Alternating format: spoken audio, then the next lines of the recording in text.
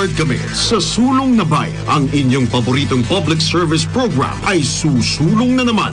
Maririnig kami sa bagong time slot na alas 5 hanggang alas 6 ng gabi. Lunes hanggang Biyernes. Sa prime time slot na ito, higit na maraming listeners at viewers ang aabuti ng aming iba't ibang segments tulad ng Gospel Verse a Day, balita sa special sectors tulad ng OFWs, Bangsamoro Autonomous Region and Muslim Mindanao, senior citizens, Chinoy community at iba pang makabuluhang sektor.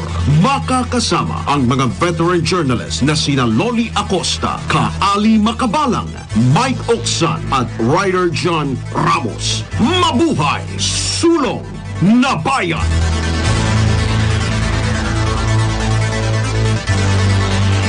Ang hapon po sa ating mga tagapakinig. Welcome po sa ating programang Sulong na Bayan at tayo po'y dinig sa iba't bang panig ng mundo. So good morning, good afternoon, good evening as the case may be, lalong-lalo po sa Estados Unidos, sa East Coast, sa West Coast, ganyan po sa gitnang silangan. Napakalakas po natin sa Kingdom of Saudi Arabia, dyan sa Jeddah, sa Riyadh, Qatar, Dubai, at ganyan na rin po sa mga neighboring countries, saan-saan naman po yan, sa Down Under, dyan po sa Australia, hello mate, at syempre sa Malaysia, Indonesia, Thailand, Singapore, Hong Kong, Macau, at malakas na din daw po tayo sa Phnom Penh kung saan galing ang ating Pangulo kamakailan. At syempre, dito naman po Luzon, Visayas, Mindanao, lalong-lalo na po sa ating mga kapatigang Muslim.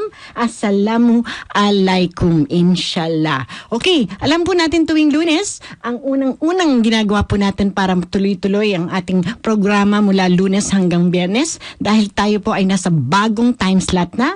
Ulitin ko lamang po, mula alas 5 hanggang alas 6 ng hapon, Lunes hanggang Biyernes. Pero ang inuuna po natin, siyempre inaabangan po ito lagi tuwing Lunes, ang God's verse or God's word. Kasi gusto po natin mapagpala tayo at maging victorious, di po ba? Dahil napakarami po ng mga nangyayari sa araw-araw. We know that sabi nga the world is in turmoil, but I would like to I beg to disagree. Bakit? Kasi ang dami pong good news. Yun po yung gusto nating i-highlight. At dahil po ang Lunes ay tinatalaga natin para sa one verse a day keeps worries. Lahat po ng pag-alala, agam-agam, mga problema, mga turmoil na sinasabi, mga bad news, fake news, meron po tayong sagot dyan. Only if, the big if, we will be armed with the knowledge of God's Word. At dahil gusto nating ipaalam sa inyo at ihaatid sa inyo ang bagong verse na ating tututunan for today. Nasa kabilang linya ng komunikasyon, we're so blessed na matagal ko na siyang talagang gustong maimbita na live. Kaya lang napaka-busy po niya. Kasi full-time mom siya. Alam niyo po, pagka nanay, syempre full-time career din po yan, di po ba? At syempre, loving wife din siya. At lola, may apostolic duty na rin siya. Siya po ang mother ni Director Paul Soriano na siya ng Presidential Advisor on Creative Communications. At syempre, not to mention, the wifey of Direct Paul Soriano is Tony Gonzaga. So, mother-in-law po siya ni Tony Gonzaga. At syempre, loving wife naman, no less, ng ating good Pastor Jeric Soriano. Let's have her and welcome to our Sulong na Bayan, Miss Marisa Soriano. Hello! Hi, hello. Hayan. super fresh na fresh ang iyong look. Mukhang naka-rest ka, nakapahinga and all kahit napakadami ng trabaho as a mom, as a wife, all together. Tama ba? Siyempre chill lang tayo, di ba? Chill lang. Pero kasi may sev ka may apo, di ba? Chill din ba? Yes. Dahil maalikot na rin siyempre yung anak ni Direct Paul, di ba? Ano na siya? How old is he? How old is he? Very talkative. I know. Curious. I know. Kasing daldal ng mami niya. Ni Tony Gonzaga. Pero alam mo, Maris, pagka ang bata daw, sabi nila, pag madaldal, i-welcome mo yun. Kesa naman tahimik. Kasi pag madaldal, maari ka maging presidente ng Pilipinas. Kasi He's always wanting to learn. Yes, they want to learn, they want to ask, and talagang hindi sila, they won't take yes or no, gusto, tanong ng tanong. But anyway, moving on. Siyempre, gusto natin, Maris, na maibahagi mo, sabi ko nga kanina sa ating text messages, ma-share mo yung favorite verse mo, one that siguro we can say na naging very siguro ang impact o paano ba na-transform who you are right now as Marisa Soriano, as the wife of Pastor Jeric Soriano, as the mom of a Presidential Advisor on Creative Communications, Paul Soriano. What verse would that be? Para lang yung mga listeners natin masabi, yun pala yung verse na gusto ni Miss Marisa. So siguro they can also check it out and then find out kung paano naman ito magiging anong impact meron din sa kanila in His perfect time. Alam naman natin, God is timing is never too late, never too early, but always perfect in timing. Go ahead, Miss Maris. Anong verse? Actually, there's I don't really have a favorite verse. Okay. But what I will say is this verse really opened my eyes. All right. And it's in and I've been reading this verse for a long time, but only now it has opened my eyes to the truth, no? So it's in Colossians 3:11. And it says, in this new life, it doesn't matter if you are a Jew or a Gentile, circumcised or uncircumcised, barbaric, uncivilized, slave, or free. Christ is all that matters. And He lives in all of us. Ang ganda naman. Ang assurance na He lives in all of us. Parang all of us, and He doesn't care who you are or what you are. Regardless, kay Hudyo ka o hindi. Kasi di ba laging, ito, kakabalik lang ng inyong lingkod from the States, nakita ko yung Asian hate at saka mga racial discrimination. Grabe, ang taas-taas ng rate nun. So kung medyo brown ka o yellowish o brown and yellow, black or white, medyo hindi sila, racist nga sila eh. Pero dito sa verse na sinabi mo, regardless of who you are, Christ lives in you. Paano yun, Miss Maris? Actually, it all boils down to one thing, Lolly. And what is that? It's love. Love. Wow. Ang sarap. February na ngayon. Tama-tama. There is no room for hate. Valentine's. Di ba? So, love. Oo. No room for hate. And who is love? Okay. God. God is love. Siya lang. God is love, right? You have God. You have love. Right. And I really believe that all of us have good in us because why? We are made in His image and likeness. Right. It's just that we have not been awakened. And in this life, we go through trials and tribulations, our circumstance, our environment. Sometimes this all contribute to how we think. How mindset. And how we react. Yeah. Diba? So, yung upbringing mo. Right. Diba? Pinalaki. Meron tayong tinatawag na culture. Opo. That's why it's very important that you have love. I know it's very easy to say. Easier said than done, sabi nga nila. But if you practice it every day. Practice makes perfect.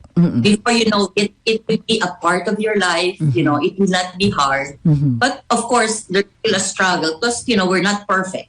Right. We make mistakes. Diba? And so we have to learn to see that in others also. That they are perfect, they make mistakes, and we have to learn to be considerate. Kind. Considerate siguro. Yeah. And kind, diba? Right. Kasi masyado tayong mag-expect Miss Maris. Paano yun? Masyado tayong mag-expect ba? Pagka na-meet natin isang tao, tapos syempre from the looks of whoever she is, meron ka na agad na judge, somehow sasabihin mo, ito, tinulungan ko. Tapos nag-expect agad. Tama ba yun? Yeah, Lolly said it. We should not judge. Yun. Right. Tayo kasi minsan titignan mo lang ganyan, ay, ano yan, ganyan yan. We judge right away. Dapat hindi. Dapat wala tayong judgment, wala tayong condemnation. Right. Kaya nga love eh. Love. Mm-hmm. And then you know what? Love begets love. If you show somebody love, guess what will come back to you? Mabalik. It's love. Yes. Diba? Right. We only can... The world will live in peace. Oo. Love. Parang yan yata yung sabi mo eh. What the world needs now is love, sweet love. Kasi, di ba, anywhere you go, whether nasa, eto nga, na-mention ko yung mass killing or mass shooting dyan sa Monterrey. Oo. So, walang love.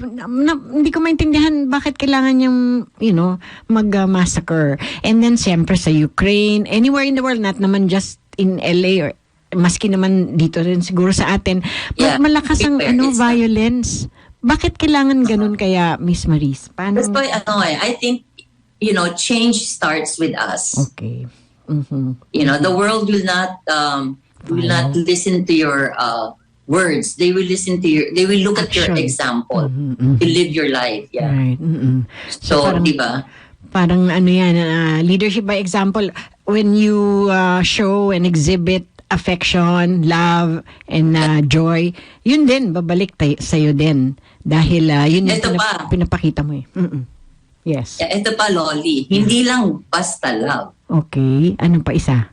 It's unconditional love. Naku, napakahirap, Miss Maris. Diba? But you know what? Remember, God, Jesus, loved us unconditionally. He so gave. We should learn. And since He is in us, I think we should also do the same. Diba?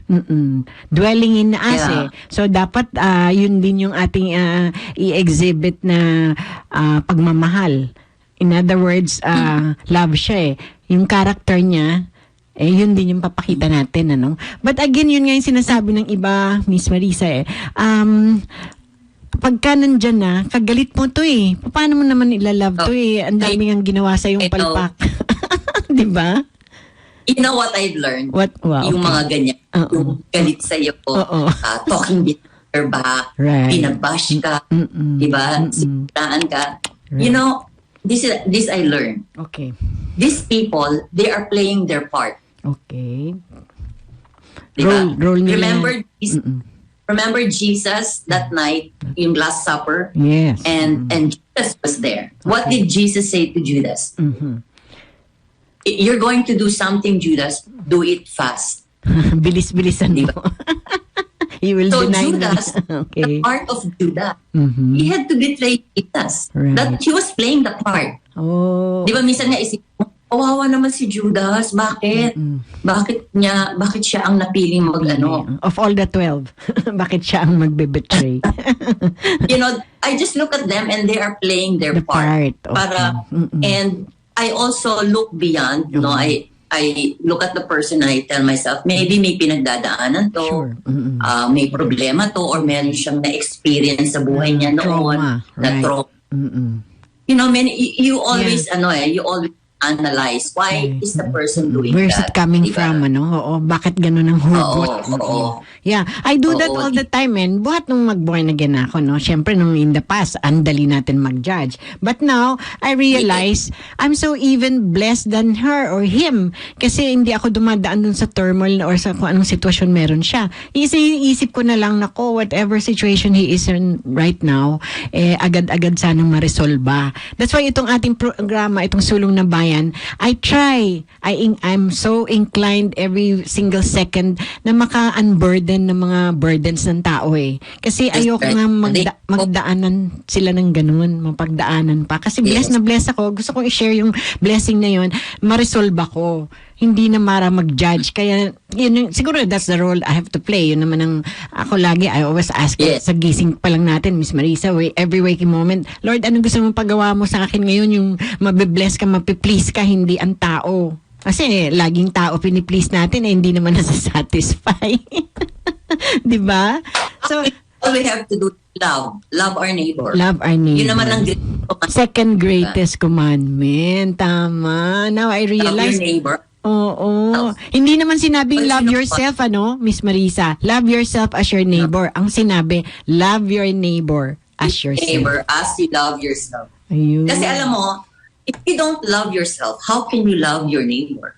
Ay, tama. Diba? Oo. Diba? So you also have to learn to love yourself. How do you do that? Well, paano? Your diet, your health, your, diba? At saka, you have to be armed with God's word. Kasi, di ba, ang knowledge is power. Kung hindi... Knowledge. Oo. Yes. Hosea 4:6, my people perish for lack of knowledge. Kulang-kulang ang alam mo. Talagang hindi ka armado, kumbaga sa gera. Paano ka naman magiging victorious? Hindi mo alam yung mga sandata or wearing the full armor of God. Parang yun yung... I agree with that. You have to know the word of God. I agree with that. But you cannot just know the word of God. You have to deposit it in your heart. Wow! Kasi ba yung head? Hindi pwedeng head knowledge. Right. Oo. So it has to be in your heart. Why? Because out of the heart, the mouth abundance speaks. Of the heart. When trouble comes, anong lalabas kung marami kang words sa heart mo? Diba? Oh, yeah. Now I realize yung mga mahilig mag-curse, out of the abundance of the heart, the mouth speaks. Kung puro foul language yung alam mo, paano? Paano ka mananalo, di ba? Kaya lalo tuloy yung blessings. Hindi, ngayon, just dawn on me kasi kasasabi mo nga lang yan ang punong-punong sa puso mo. Kaya nga ako, as much as I can, talagang I am so cautious of what I say kasi ramdam mo na galit ka halimbawa that day or you were pissed off or something came up na hindi mo ina-expect. Sabihin ko agad ako, i-replace ko agad, no, thank you Lord na agad. Yun na lang siguro ang pwedeng pang Remember, your words have power. Your words I know. Kaya nga, we have to be very, very extra cautious, Pero again, yung walking the talk, that part, how do you do that? Well, walking the talk. I'm not perfect. Sure. I'm still learning. Yeah, work in progress. Glory to glory. We're being changed to glory to glory. I have not arrived. Okay, sure. Lahat naman tayo. Dami ko pang natututunan. Yes, I agree. Because what? But, I keep an open mind, Loli. Okay. I keep an open mind. If there's a new revelation, I keep an open mind. I try to understand. It's not like may sinabi tapos, no, I don't accept that. How will you learn? Right. So, hindi bukas yung isip mo. Hindi agad na dinedecline mo, no? Kasi pagka dinedecline, pati man yung kausap mo, parang ayaw ka na rin kausapin later on. Parang mag-iiwasan. There's no point. Mag-iiwas. So it's like talking to a wall, di ba? Right. So, and you know what? God's word is alive. Yes, and sharper. God's word is progressive. It's progressive. It is, yeah. Sharper than a two-edged sword. Piercing your bones and marrows. Parang ganun, di ba? At saka it won't return empty, Anytime, anything na nasabi mo na God's word, magulat ka na lang, gagalaw ang Panginoon in His perfect time. Hindi man ngayon, hindi bukas, o hindi man mamaya. Basta, it won't return void or it won't return empty. Sabi mo nga. That's important. Na you always speak positive. Okay. Yeah. You speak what you want to see. You don't say, oh no, I don't have money. Kawawa naman ako. Maghihirap na lang ako. Bakit ganito kahirap ang buhay? Yan talaga. Guess what? That's what's gonna happen. Yun ang ma-attract mo. Wala ka palang sinabi mo kasi wala ka. Diba? Oo. And then remember, the universe is listening also. Paano ka nga makaka-attract ng wealth and... Yung mga soul, diba? What you sow, you will reap. So let's say you sow hate. Guess what you will reap? Right. And I'm so love. And I'm so amazed. I'm so amazed na yan nga nasabi mo yung sowing and reaping, and napaka-powerful ng iyong buhay because you've sown real good seeds. Imagine raising 4 boys. 4 ba yung boys mo o 3? No, I have 4 boys. Oh, yeah. Kami ni Jerry. Oh, imagine, 4 boys, hindi ganun kasimple magpalaki and, raising these kids. Doon ko nakita na sowing and reaping eh. You've sown so much good seeds and sila, look where they are now. Lahat sila accomplished and very obedient. Diba? Yeah, praise God. In other words, dalawa kayo ni Pastor Jeric na you've sown good seed, sowing and reaping. Pero bago natin ituloy-tuloy lahat ng sowing and reaping, we have to pause for a break. Pagbabalik natin, may nagtatanong na sa akin dito dahil sabi niya, ang ganda-ganda pa rin ni Miss Marisa. Pero mamaya ko nasasabihin kung sino siya, no? Okay? We have to pause for a break at saka mga commercials. Huwag kang aalis, Miss Maris, okay? The Philippine Standard Time is 5:25 in the afternoon. Si Miss Loli Acosta, Sulong na Bayan sa DWIZ 882. Alright, nagbabalik po muli ang ating programang Sulong na Bayan at ramdam na po natin ang pagsulong ng bayan. Bakit nga po ba? Nasa kabilang linya ng komunikasyon, kasama pa rin po natin at kapiling natin siya at tayo talagang pinagpala at nagkaroon tayo siya ng oras para sa atin. Ang wifey ni Pastor Jeric Soriano at ang mommy ni Paul Soriano, Presidential Advisor on Creative Communications, no less than Miss Marisa Soriano. Yung binabahagi niya sa atin ay love. Kasi Valentine's Day, malapit na rin po. At syempre, sino nga po ba ang love? God is love. At yun nga yung tatanong natin sa kanya. Kung nasa kabilang linya pa rin siya via Zoom, ang isang nagtatanong po, Miss Marisa, sabi niya, paano niyo po ba mamahalin ang mga may pangalan o mga pamoso katulad ng inyong husband? Husband mo. Famous kasi siya eh. Mahirap bang mahalin ang katulad ng isang Jeric Soriano? Actually, love is not an emotion. It's not a feeling. Okay. What love is a decision. Decision. Ayan. It's a decision. Ayan. You have to expand on that, ano? Oo. Yeah, when you decide to love someone, you love everything about that person. The good, the bad, the ugly. Wow, lahat talaga. Parang kaya nga unconditional, di ba? Okay. And then, may mga instances na talagang hindi ka naman nag-give up or parang ayaw mo na or kasi syempre, ilang years na po ba kayong married? Yes. Wow. Hindi mo na, you cannot 36? Count anymore. Wow! Yeah. Tagal na rin. So, well, of course, go ahead. It's a journey. It's a journey. Yeah. Maski matagal, maski kasing gaano katagal na kayo magkasama, there's always something you will learn about the other person. Diba? Okay. Ang importante, you live in peace. Okay, harmony. And you love and you forgive. Ayan. Napakadaling magsabi ng forgive. Oo. Manghirap mag-forget. Hindi, okay, 77 times 7. Sabi, ilang beses po ba tayo na? Pero, yung forgetting part, how do you manage that? We just want to share sa viewers natin, ano? Kasi it's not as easy as saying it. When somebody does wrong to you or somebody hurts you, okay, you forgive, but it doesn't mean that you will forget right away. Okay. But time heals all wounds, sabi nga nila, di ba? Opo. And when you forgive, you don't go back to the incident anymore. Hindi mo na para. That's how you will forget. Parang 1 Corinthians, ano? Do not keep record of wrongs. Of wrong, yes, okay, yes. Okay. At saka ang mag-asawa, bago, I think maganda yung yung malaman natin na we are forgivers. Bago, kasi magkakamali. Maski, right, hindi lang yung asawa mo, ikaw rin. Opo, so, right, yun pa lang, forgive na. But you be ready to forgive.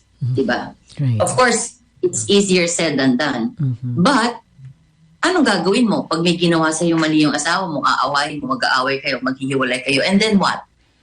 What's next? Get into another relationship and then the same thing. You know what I mean? Yeah. Vicious cycle lang yun pati. Tsaka, di mo naman kilala ulit yung kung sino man yung susunod. Baka mas worse pa ang ugali, di ba? Hindi natin. At saka for me, love does not take advantage. It gives advantage. Wow, ang ganda niyan. Always, to both of you, you always give advantage to your loved one. It's like our sons, no? Okay. My sons are not perfect. They've made mistakes. Sure. But in spite of that, I continue to love them. And that is God for us. Unconditional. Maski anong gawin nating kamalian, kasamaan, ano pa, He loves us. And He will never leave us or forsake us. It will not change because His love never fails. It's never changing. It's He's the same always yesterday, today and forever. Tayo lang yung nag-iisip na galit sa akin si God, and hindi niya ako mahal, so he's gonna punish me. I used to believe that, but I mean, how did you overcome that? Paano mo siya na-overcome yung galing ganyan? Na-eyes ko na God is love. If God is love, how can He hurt me? How can He punish me? It does not make sense. Diba? Yeah, doesn't make out, God is love, tapos punisher pa siya. Hindi magja-jive, Tapos pag may ginawa kang mali, papunish ka niya. Pag may ginawa kang mabuti, hindi ka niya ipapunish. What's that? Diba? That's right. That's parang selective. But again, ayun nga, for the past 36 so years of being married to Pastor Jeric, was there ever a time na hindi ka nag-submit or something? Kasi yan yung mga tanong na nakukuha natin, but they refuse to be named. Sinasabi na lang, ang hirap nung part ng submission to the husband. I always get that. I have a friend nga before. Yeah, share it with us. Paano? Go. She's looking at me. She told me, I cannot understand why you have to submit. Okay. I said, I know what you're saying. Kasi we want what we want, right? But ganito lang yan. For me. Okay. If your husband loves you, respects you, honors you, takes care of you, how can you not submit? Okay, meron mga abusive husbands. Yung mga binubugbog. Violente, oo. That's a different situation altogether. I'm not saying continue, magpabugbog ka. No naman. Oh, wow. No, I do not believe in a marriage na ang lalaki pinugulpi yung girl. Right. So, I cannot say na iwanan mo yan. It depends. That's why you have to have counseling. You have to talk to the party. Elders. Ano bang pinagtahan ng away nyo? Di ba? Yeah. Meron bang anong root cause niyan, di ba? Baka naman nangaliwa si babae kaya nagalit si asawang lalaki. Yes. You don't know. I mean, parati natin sinasabi lalaki nangangaliwa ng babae. The women also do that. Yeah. Diba? So you have to submit or punta sa counseling, siguro go through a counselor and all. Para yes, yeah. I mean, if you belong to a church, go to your pastor. A pastor, the elders. Yeah. So but be ready. Right. Tell them everything. You have to be open. Honest. You have to be transparent. Diba? So yun nga, balik tayo sa tanong, Miss Maris. Hindi mo pa nasagot. Was there ever a chance na nagkaroon ka ng parang konting lang na you didn't submit to the husband? Oh yeah, many times. Na ayoko. Pero, kasi ganito yun Ako ganito. Okay, I know I'm right. Alam mo naman tayo mga girls, diba? Ayaw patalo. Most of the time. The final say. Okay. So meron kaming situation and I know I'm right. We have to do this. But my husband believes otherwise. Okay. Now, I have to take a risk of letting him make the decision instead of me. Okay. Because he is the head of the house. Yes. I have to accept the fact that, okay, mali siya, alam ko tama ako, but let go. This is a learning process for him. That's why it's very important you consult each other. You talk about it, you discuss it. You don't just make a decision. Kasi hindi Dalawa naman kayo. maganda yun. Mm-mm. Diba? What about me, diba? Anong say? Same. Pareho kayo say. Right. And then, the husband naman has to be humble. Okay. Diba? Pag alam niya tama yung asawa niya, oo nga, no? Sige, gawin natin ito. Anong sabi nga nila, diba? Behind the great man Is a woman. is a woman. Right. Diba? The success. Behind the success. We are of the a woman. team. We are a team. We are the caretakers of our husbands. We are the protectors. We are their helpmate. Yeah, Hindi tayo slave. Right. Hindi tayo Hindi for their help. slaves. Maganda yung sinabi mo, Miss Marisa, no? Kasi di ba sa eskwelahan o sa room, sa classroom, meron tayong seatmate. Tapos meron tayong halimbawang mga classmate o groupmate. Pero ang husband pala at saka wife, anong yun? Helpmate. Maganda yung sinabi mo. Yeah, you help each other. You give him the needs that he wants. Helpmate nga eh. Hindi seatmate lang, hindi classmate lang, hindi roommate lang. Kasi kung roommate lang eh, di room lang yun. And then hindi lang groupmate. Help talaga. Ang ganda. Yeah, when you speak to give anybody, a piece of your mind, Okay. you speak because you want to contribute to their well-being. Yes. You kumbaga well-meaning naman ang gusto mo talagang. Yung well-being nila, you're not going to contribute to put them down or insult them or, diba, make them feel about themselves. And then, parang na-demoralize siya, na-devalue siya, diba? So, dapat building up, kaya napaka-important. You have to build up. Kaya nga sinasabi nila, speak the truth in love. In love. Tough. Kailangan in love. Medyo tough love din yung iba, di ba? Kasi you're speaking the truth hurts. Minsan, di ba? Sinasabi mo talaga yung totoo, pero That's masakit. true, the truth hurts. But if you really want to change, di ba? Right. You will accept. And, kasi you know why? Nobody wants change eh. Nobody wants. It's so, for them, it's resistance very lagi eh. inconvenient. It's so uncomfortable. I'm okay na here. I'm okay na. Comfortable zone na eh. Oo, tapos babaguhin mo pa. Tingnan nila, comfort zone is a really nice place. But nothing grows. Right. So how do you manage that? Nasa comfortable zone ka na tapos inalis ka talaga. So you just accept it? Well, personally, I love challenge. Wow. Kaya naman pala ang tagal ng relasyon niyo. When I presented a situation, right away, I don't say anything. Okay. I take it in. Kasi pag nagsalita ka agad, ay, mahirap yan. Hindi ko yan kaya. Guess what? So, you just listen. Okay, listen. And then you evaluate, because, I believe there's always a solution to a problem. Yan, ang ganda. I like, be a problem solver. Be a solution, not a problem. Diba? Yun ang sinasabi. Right. Kailangan ma-resolba.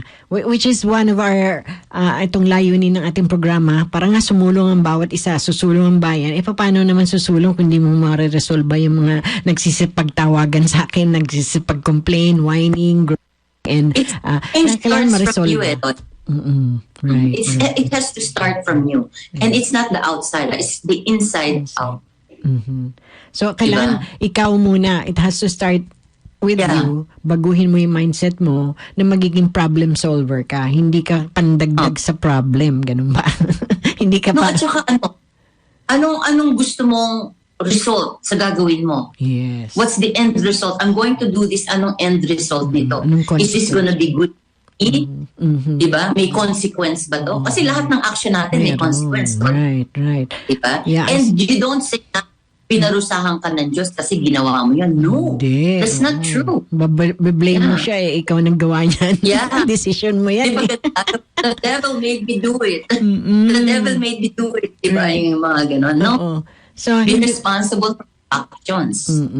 O ayan, ako nakikinig sana yung aking kapatid na iniwanan ko sa Los Angeles, si Roland Rivera. Kasi ang dami kasing temptasyon. Alam mo naman, Las Vegas, the Sin City. Pero again, sasabihin, the devil made me do it. O kasi blame na lang kung halimbawa yung ganito. Decision mo yan choice mo yan So dapat, alam mo yung consequences. Tama? Kaya nga, di ba, kailangan mag-iisip ka muna. Mag-iisip muna. You always have to think before you act. Ayun, kasi, napaka-importante. Mahirap yung impulsive Right. Diba? Mabilisan na action, Okay, bago natin... Right. Bago natin tuloy, we have the last 15 minutes bago tayo maging impulsive din, Again, we have to pause for a break. At yung ating mga commercial, I have to thank them. So, dyan ka lang ulit. We have 15 minutes to go. Ang bilis ng ating usapan. Okay? The Philippine Standard Time is 5:45 in the afternoon. Si Miss Loli Acosta, Sulong na Bayan sa DWIZ 882. Alright, nagbabalik po muli. Napakabilis ang oras ang ating programang Sulong na Bayan at syempre kapiling pa rin po natin via Zoom ang ating talagang pinagpalang bisita. Ako'y tuwan-tuwa, ang dami ko natutunan in like a so short a period of time in as far as love is concerned, loving your husband, loving your children, loving your friends, and paano mag-forgive, it's a mouthful pero ituloy pa rin natin yung hanging question actually na sinasabi nga it's easy to forgive, it's easy to say the things na positive, pero it lingers Somehow, Miss Marisa, naglilinger siya o yun nga, yung sinasabi ni Devil na lalo kitang sisiluin. Ano pa sa English yun? Lalo kitang i-entice para magkasala. So how do you cope with that kind of Well, I'll tell you. It's all in your mind. Okay. If you think you can do it, and if you think you cannot do it, they're both true.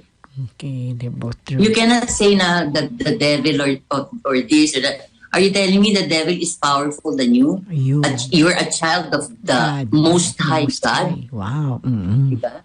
We should stop actually giving credit to the devil. Why do we give him so much credit? Mamagify mo pa siya Diba? Right. Kasi parang insult yan He was already defeated. Jesus already defeated him. On the cross. Yes. On the cross. Right. He resurrected. Yes. So, ano pa yung devil? No. It's all in your mind. Right. And you know what? What is the root cause of that? Fear. Fear. Ayun. Kaya... If you don't have love, guess what you have? You have fear. Kasi di ba, perfect love casts out fear. Ayan, yes. Ako, importante.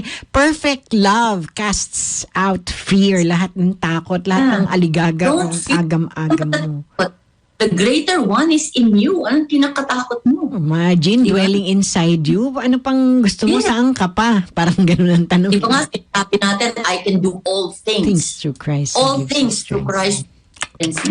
Amen. Walang excuse. Parang apart from forgiveness is for the strong, Loli. Okay. Yes. Forgiveness is for Now we're realizing each and everything that you're saying. Just to think na ganito, you have the power of the Most High God. Ano pang kailangan mong armas?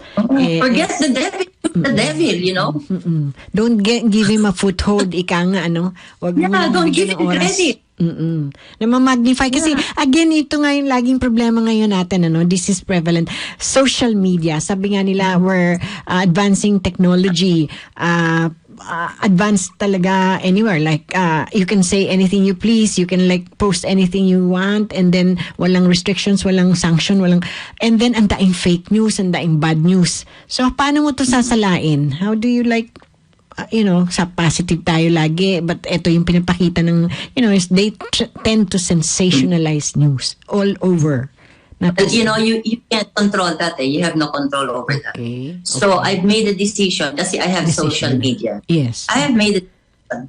Okay. If I am going to post something, I'm gonna post something good. Okay. Yan na. I'm gonna post hope. Love, The fruit of the Spirit. No, the fruit of the Spirit. Love, joy, peace, patience, kindness. Diba? Maraming nang babash, maraming nang hate, but you don't, Can't please naman everybody. I don't respond. I don't reply back, answer back. I don't make patol. Ayun, that's the best. Ignore na lang. Anyway, alam mo naman yung tama. Right. Kasi what they're telling me does not matter to me. Okay, yeah. Doesn't matter to you. At saka importante is, again, we're biblical naman yun. Whether you eat, whether you drink, you do it all for His glory. So, papakinggan mo pa ba naman yan? Hindi naman nakaka-glorify sa Panginoon yan. Puro sila lang ang bida dyan. Parang ganun. So, ayan, the best advice, ang ganda nitong sinasabi ni Miss Marisa. Ako, I'll apply this now. Kasi, ignore. Kasi ako, madali din akong, kasi nasa media, larangan ng pamamahayag kami, no? So, minsan, babrowse mo lahat. Although, wala nga rin akong, hindi nga ako nanonood ng news sa totoo lang. Nakapaka-paradoxical. Nandito ako sa larangan ng pamamahayag, but I don't really watch talagang mga gory-gory, except ito, kakabigay lang sa akin, mahigit 600 individual sa Syria ang napaulat na nasawi matapos ang tumamang magnitude 7.8 na lindol sa southeastern Turkey. So again, we have to say this para lang alam din ng mga tao, but again, hindi nga ako talaga, ini-ignore ko yung mga bashing, and sayang oras ko di ba? Tama yung sabi mo, Miss Maris, ignore na lang and say the good stuff. So, ang tanong na susunod, pwede ba tayong power of right. Ang the way to really siguro sabi mo nga mindset will be changed and it starts within you. Mas okay din ba na sumali tayo sa mga small group, cell group to edify, to build up, encourage one another? Ano yan? I have nothing against mga study groups, cell groups, Bible study groups. It's nice because you need to fellowship, di ba? You need to encourage one another, community, di ba? Kasi hindi naman natin alam lahat. Right. Everything we know, we learn from somebody. Sure. Diba? Like now, we're learning a lot from you. So, yun, edifying, building up, encouraging, that's also one of the, siguro, to arm us with God's Word. Tama ba yun? Saka never indulge in gossip. Ay, yes. Oo. Marites. Kailangan Marisa. Kailangan Marisa, hindi Marites. Okay? Bakit ba tinawag na Marites yun? Hindi ko nga alam. Any case. What's the latest or something. Ayun, yung mga update. So, ayun. Si Sev, as your apo, what do you teach him? Well, love. We teach him how to love. Okay. We teach him not to disrespect. Okay. We teach him kasi ano yan the kids growing up, they're very smart. You can teach them all you want, right? But they're watching you. They're watching you. I know. So, ganda yung mga nakikita mabuti. So, nakuha niya ba yung mga ugali? Halimbawa, minsan tayo, sabihin na nating tamad si kuya o si ate, nakikita niya ba yan? Or complacent and all? Wala siyang sinasabi, grandma, something like that. Hindi siya nagko-complain. Wala siyang mga tanong na medyo. Wala naman. Wala naman. Oh, okay, that's good. Parang anong mga questions? Basta every time mga questions, I always thought, ang mga questions niya, mga mga games, mahilig siya sa mga video games. Okay. So I'm sure you're not letting him watch mga gory and violent Toy Stories. No, he doesn't watch. Parang natatakot siya. Parang siya na mismo ayaw niya. Okay. Because he doesn't see the parents watching those things. Right. So tama. Yeah. Talagang dun pa lang as early as like toddler, pakita mo na no? Dun pa lang early on. Start na yung they really show him love. So much love. They spend time with him. I know they're both busy. But they spend quality time with him. Pag kailangan sila ni Sevi, nandyan sila maski ano pang ginagawa. They just drop everything. Oo, kasi at that moment kailangan ka ng anak mo Right. So maaalala niya, I remember when I needed my mom or my dad. My mom was there. Right. Kasi minsan tayo, may ugali tayo. later na, I'm doing something, later na. Mamaya na. The mamaya na attitude. So how Oo. Paano, Miss Marisa? Kasi a lot of OFWs so sad. We have 10 million out of them all out in the world. 10 million of them are out there in the world. So yeah, I know that's so sad because they have to leave their families to be able to provide for them. Sure. So the love is not can suffice kahit may FaceTime, may Facebook, or may video, may Zoom. Paano? So, well, thank God for the technology today. They can communicate, 'di ba? Maski hindi sila magkasama, they're talking, they're in touch, 'di ba? May balita sila sa isa't isa, hindi yung they don't hear from their mom or from their dad for a long time, 'di ba? Right. So, love begets love. And now Valentine's on the 14th. Do you have like a plan, perhaps something you're cooking up, or you just... Well, actually, we always, we celebrate together at home. At home, okay. Kasi, syempre, you're more comfortable, diba? You're at home, you can do what you want, and then you can stay as long as you want, diba? Right. At saka, hindi, it's safe. Yeah, hindi ka na parang magbihis-bihis pa. Gastos pa nagbihis-bihis ka pa, magkokotse ka pa sa gasolina. But we're still careful with the COVID. Diba? Absolutely. Oo. Yan pa rin. So, kasi, right. I understand. Lalo na, ang dami pa rin, kasi may mga reports pa rin sa airport ngayon na nung dumating ako, lahat talaga nakaganyan-ganyan pa. Tapos ang daming, ikaw, kakabalik nyo lang from Europe, ang dami rin talaga. At saka mandatory yung, face mask pa rin. Right. So, moving on, we have 2 minutes. Ang tanong ko, what do you suggest or what can you advise people listening from different parts of the world dun sa sinabi mo na verse na love begets love and Colossians? Pakiulit lang ulit yung Bible verse because somebody who have memorized it, riniregaluhan namin at the end of the show, at the end of the program, ng Bible. What was the... Yung Colossians 3:11. 3:11, okay. Ulitin lang. Colossians 3:11. In this new life, it doesn't matter if you are a Jew or a Gentile, circumcised or uncircumcised, barbaric, uncivilized, slave or free. Christ is all that matters and He lives in all of us. Ayan. Give us a 60-seconder. Ano yung message of hope mo naman para sa lahat ng nakikinig? Go ahead, Miss Marisa. 60 seconds. I'm very practical. Okay. I believe that love is the key to everything. Okay? Right. The power of love is very important in our lives. Because why? If we have love, we have no room for hate, we have no room for judgment, we have no room for condemnation. And we have to believe that there is good in everyone because God is in all of them. Amen. Yeah, we should not judge or condemn. Right. Your happiness, the happiness of your life depends on the quality of your thoughts. So always stay positive. Always think good.